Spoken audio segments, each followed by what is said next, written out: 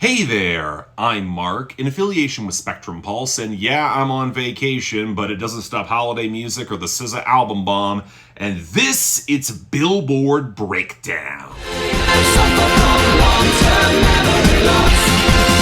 I don't remember. Yeah, this is the sort of week where I'm half glad I'm shooting it from vacation because there's a bit more accommodation for, well, the delay and the roughshod setup. I'm currently in the mountains right now, and I got slightly bigger priorities than the inflated week where we get the final onslaught of holiday music, plus the deluxe album bomb from LANA by SZA. Now on the flip side, given that I've got no idea what's going to fill in the gaps after the usual return of the 2024 hits for New Year's countdowns and the ongoing drama with SZA and her label TDE and RCA, the charts seem to be heading into a bit of an interesting place. Yes, I know Bad Bunny and The Weeknd are coming in a couple weeks in January, but we really have no clue how they're gonna land, especially after, well, their previous albums. But in the meantime, we got our top 10, and it's all holiday music, effectively decided by streaming positions, unless radio adds a somewhat surprise assist. The top 4 you already know and expect. All I Want for Christmas Is You by Mariah Carey holding onto the number 1, Rockin' Around the Christmas Tree by Brenda Lee at number 2, Last Christmas by Wham at number 3, and Jingle Bell Rock by Bobby Helms at number 4. But then we got a spike for Santa Tell Me by Ariana Grande at number 5, thanks to some sales and Ari throwing a slight push behind it, and that bounced over the softer streaming of A Holly Jolly Christmas by Burl Ives at number 6. Then we have the most consistent stability of It's the Most Wonderful Time by Andy Williams at number 7, even as it's getting slightly outstreamed by Let It Snow by Dean Martin holding at number 8, and that really just can't make up the gap. Finally, we saw a slight boost for Underneath the Tree by Kelly Clarkson at number 9, which allowed just enough room for The Christmas Song by the late Nat King Cole to break in at number 10. Yes, folks, all holiday music, joy to the world, somewhat late, I guess. So, okay, what got forced out? Well, when we look at our losers and dropouts, I would be inclined to say the latter has a lot, but I'm not sure I can bank on a lot of it being gone for good when next week we'll have year-end content spiking much of it one last time. But in case it doesn't, Lose Control by Teddy Swims, Beautiful Things by Benson Boone, Good Luck Babe by Chappell Roan, Too Sweet by Hosier, Not Like Us by Kendrick Lamar, Stargazing by Miles Smith, Who by Jimin, I Am Not Okay by Jelly Roll, I Love You, I'm Sorry by Gracie Abrams, and Saint Chroma by Tyler the Creator featuring Daniel Caesar. All gone. Now, this would be where I'd run through the losses, and good lord, that's nearly a third of the chart. Again. Thank God the editing here is a little bit easy while I'm on vacation. But okay, with all that in mind, let's focus on the gains that slipped first. Those being Indigo by Sam Barber and Avery Ann at 77, and 4x4 by You by Lainey Wilson at 94. Then let's move to the continued losers, where Outside of Espresso by Sabrina Carpenter slipping down to 46, and Empty Out Your Pockets by Juice WRLD being forced back to 92. Good. The story is largely Kendrick Lamar here, where Squabble Up fell to 44, and Peekaboo with AZ Chike hit 100. We also had Luther with SZA hit 27, TV Off with Lefty Gunplay at 32, Hey Now with Dodie 6 at 82, and Whacked Out Murals at 90. Then we got the bigger hits that were forced back most by the holidays. Die With a Smile by Bruno Mars and Lady Gaga pushed out of the top 10 to 17, A Bar Song Tipsy by Shabuzi at 24, Birds of a Feather by Billie Eilish at 28, That's So True by Gracie Abrams at 33, Apartment by Rose and Bruno Mars at 34, Taste by Sabrina Carpenter at 41, and I Had Some Help by Post Malone and Morgan Wallen at 47. Then there's a couple songs from The Weeknd that are getting pushed back, not exactly a great sign for that upcoming album. Timeless with Playboi Carti at 51, and Dancing in the Flames at 91. And then finally, Sticky by Tyler the Creator, Glorilla, Sexy Red, and Lil Wayne at 52. He also had Like Him with Lola Young at 66, Love Somebody by Morgan Wallen at 53, No One Noticed by the Marias at 74, both Defying Gravity and Popular from Wicked at 75 and 98 respectively, Que Pasaria by Raul Alejandro and Bad Bunny at 83, Liar by Jelly Roll at 84, I'm Gonna Love You by Cody Johnson and Carrie Underwood at 87, Heart of a Woman by Summer Walker at 93,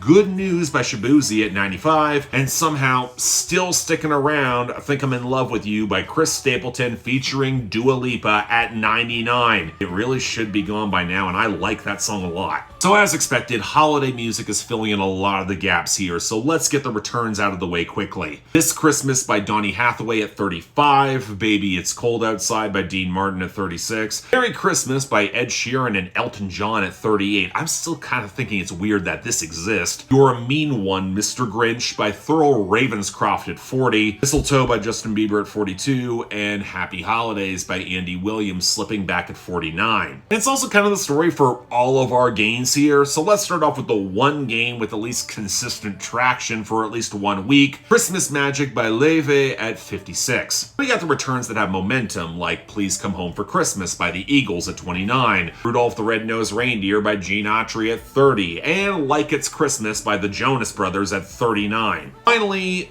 the rest. Deck the Halls by Nat King Cole at 20, Blue Christmas by Elvis Presley at 21, Santa Baby by Eartha Kitt at 22, Here Comes Santa Claus by Gene Autry at 23, Little Saint Nick by the Beach Boys at 25, Wonderful Christmas Time by Paul McCartney at 26, and Christmas Time Is Here by the Vince Guaraldi Trio at 31. But keep in mind, we are in big album bomb territory for SZA, and thanks to the holidays, all of LANA fell outside of the top 40, so I only need to discuss the best and the worst. Normally I'd be more sympathetic, but given how SZA is treating this Deluxe like a living document, planning to add more songs and just the mixes, and then drop this in mid-December to totally screw up my schedule amidst a war with her management and her record label, which I'm sure would be more compelling if the project was considerably better, or if she didn't have 2 years in order to get all of this done, and it all seems so damn rushed given the tour with Kendrick Lamar, or hell, if I wasn't on vacation.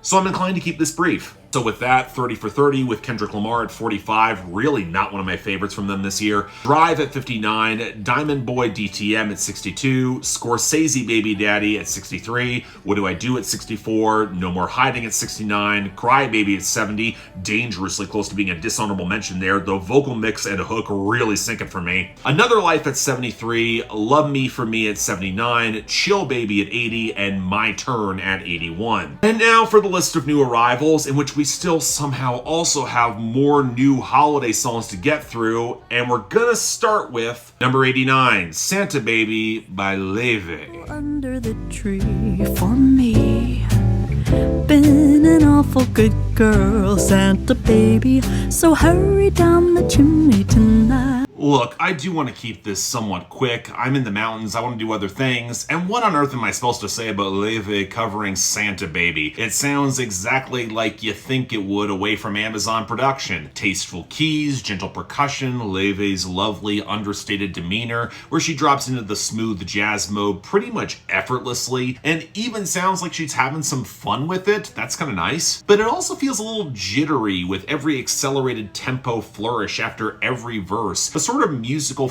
punctuation that seems to say, tee, see what I did there? And it feels, well, a little overworked to me, especially when for a song that's trying to go for sexy Christmas vibes, I don't find Laufey all that convincing. She's very prim, a little playful, but I'm not as drawn in as I would like to be. There's not that same magnetism. I don't know, it's a nice curiosity, but I think we can leave this song to Eartha Kitt going forward. All I'm saying. Number 88, Holiday Road by Kesha.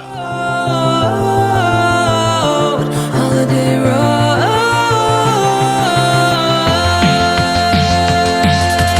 It's surreal to me that this is the song from Kesha that charted this year and not Joyride. Well, not all that surprising given that she's now largely independent, but it's also something that feels a bit surreal. Kesha in 2024 making a Spotify exclusive electropop cover of Lindsey Buckingham's Holiday Road. And look, Holiday Road is one of those Christmas songs that I tend to forget about until I remember that it's just insanely catchy, and that's paired with my general aversion to very modern sounding holiday music, especially if it's primed for more of a dance floor vibe. I've said this before, it's not my usual Christmas tone, but with all that in mind, I did have some fun with this, with the tasteful touches of auto-tune giving Kesha's stacked harmonies some real swell that doesn't blunt her raw edge behind the stuttering gallop of the very 80s inspired synth pulse. It kind of feels effortless for her. Maybe another flourish or two could have put it over the top, maybe really won me over, maybe let the song run a little longer, but in this vein, yeah, I don't think I'm gonna complain about this. Good stuff. Number 78, Run, Rudolph, Run by Mark Ambor. Santa, make him hurry, tell him he can take the freeway down. Run, Rudolph, 'cause I'm really like a merry-go-round. Okay, I literally just watched Mark Ambor perform at New Year's Eve in New York City, and man, nothing about this guy has much potency or flair beyond stock post-Mumford & Sons folk rock. So naturally what the people wanted was him covering Chuck Berry, and look, he seems like he's trying with this ramshackle acoustic guitar and the jingling sleigh bells, but the problem remains that Mark Ambor can't remotely sell any sort of bluesy holler with any kind of power. He's too nasal, he sounds like he's doing a creaking Bob Dylan impression, and badly I might add. And while his band can kind of jam, this guy is trying to push for a brand of blue-eyed soul that he just does not have. I have heard better karaoke versions of this song, and with all justice in the world, it'll be forgotten. Maybe even for his sake. Number 71, Kitchen by SZA. She makes me forget I forgive him. Mama told me I don't listen back again.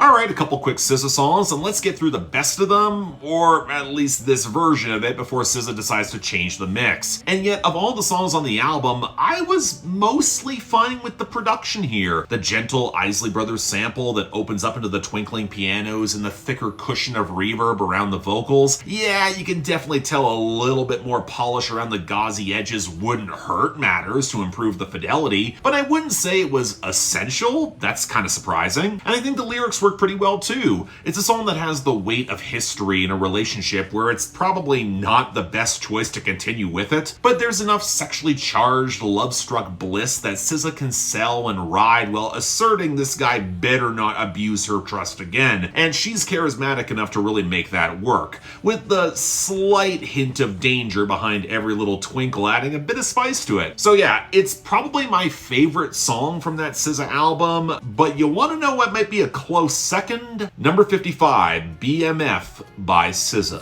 The boy from South Detroit keep on singing. I can't keep my panties from dropping. It's so fly, fly.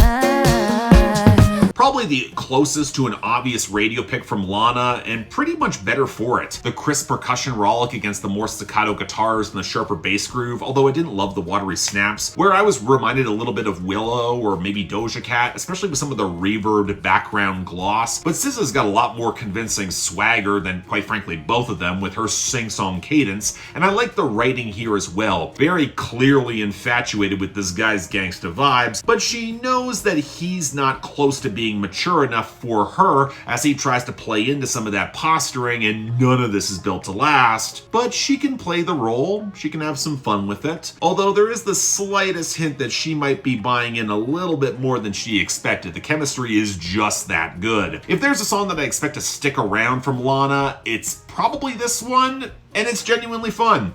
I recommend it. Number 50, You Make It Feel Like Christmas by Gwen Stefani and Blake Shelton. Thank you, baby. You make it feel like Christmas. Remember when Gwen Stefani was interesting? I know it's been decades since No Doubt, and even her, in my opinion, underrated solo run, but the collaborations with Blake Shelton just leave me feeling drained, especially as their chemistry is just non-existent. Hell, I remember the era when Blake Shelton was interesting within country. I don't think there's any excuse for this. But in any case, this song actually dates back to 2017, and it's only charting now, which means that any improvement in that chemistry since is certainly not coming through. But you know what, I guess I'll say it, when this comes to holiday originals, it sounds a little bit better than I expected, with the vintage rock and roll groove and the decently produced horns. I kind of like that. The song comes from a whole holiday album that Stefani released around that time, so as much as any of these are cash-ins, this sounds like there's a little bit more effort in the production, even if the lyrics really boil down to stock love at the holidays material and cliches. So yeah, the best I'll say about this is that it's fine. It probably could afford a couple that could sell the chemistry a little bit better at its core. We'll see if that ever happens. Number 48, Winter Wonderland by Darlene Love. In the lane, coexisting, a beautiful sight, we're happy tonight, walking in a winter wonderland. Like, what am I even supposed to say with this? It's a holiday classic that dates back to the early 1960s. I'm surprised it hasn't charted sooner. But that being said, going back to actually listen to the song, there were some cuts where Phil Spector's wall of sound approach worked for the vibe and the production, and Winter Wonderland I don't think is exactly one of them, especially when you really have to compare it to the slower vibes of, say, Frank Sinatra or Perry Como. Going full force with Darlene Love trying to push to match the big band arrangement kind of leaves the song feeling strained and breathless and lacking subtlety. And for a song that's all about walking in a winter wonderland, it does feel like a misstep for me. I wouldn't precisely call it bad. I get why folks like this, but there are better covers. I'll say it. Number 43, Snowman by Sia. Cause I miss the snow till death will be freezing. Yeah, you are my home for all seasons. So come on, let's go. I have been dreading this eventually charting for years, to the point where I was desperately hoping that it would never do so I continue my long-standing quest to ignore Sia after that horrific music movie and her truly abysmal response to the backlash, where I made a promise never to cover her ever again in this show. But since then, you know what, call it a case of bigger and more important battles to fight, and Sia's largely been trying to make amends as her career kind of fell by the wayside, albeit in painfully clumsy ways. I figured I could provide some grace.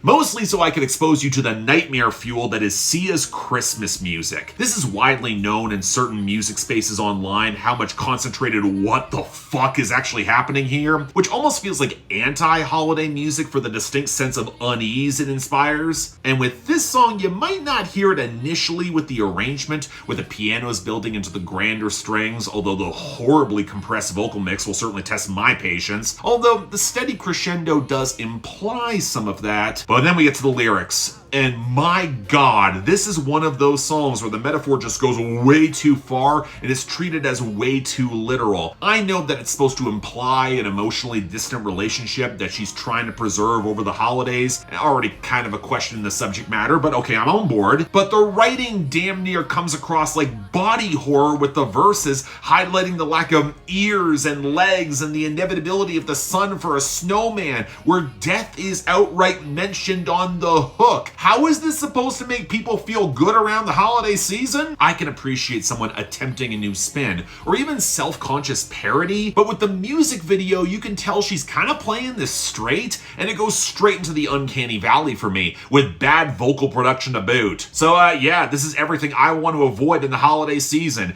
Even as a curiosity, I cannot recommend this. And finally, number 37, Holly Jolly Christmas by Michael Bublé. Of the year.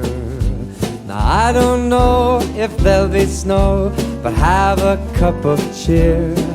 Okay, listen, my big issue with Michael Bublé as a modern crooner is that while he's talented, he's got some flair, his material can feel way too clean and sterile, lacking that more organic touch that could make it special. It's one reason why Burl Ives' version of this song is one of my all-time favorite Christmas songs. So listening to Michael Bublé's coffee shop jazz with the overly arranged strings and an attempt at an offbeat R&B vocals, it's not bad. The guitar solo is a nice touch, the slowdown for the second pre-chorus, that was pleasant, but I just don't get much out of it. It's kind of weird. Michael Bublé as a crooner has always struck me as never quite having the organic flavor to really push out of his comfort zone. But there are moments where he shows a little bit more imagination, both here and especially on his original songs. I just don't think they're always equipped for holiday standards where, well, he's stuck in a very unenviable comparison to singers who frankly are better and might have less technical skills but evoke stronger emotions. So yeah, with this, yeah, okay, fine, not bad. Not exactly interesting either, at least for me. But yeah, that's our week. A little longer than I would prefer while I'm again on vacation, but we make do. That's why this is late. Apologies. Best are both from SZA with Kitchen, closely followed by BMF with the worst. I'm gonna throw a curveball and only give Sia the dishonorable mention for Snowman for at least, well, trying something unique, whereas Mark Amber's bastardization of Run Rudolph Run is getting no points. Utter garbage. Next week, well, the charts are really gonna be in flux as it briefly resets for year-end countdowns. It's gonna be wild. Stay tuned for that. But until then, I'm Mark. You're watching Billboard Breakdown, affiliated with Spectrum Pulse, and I'll see you next time.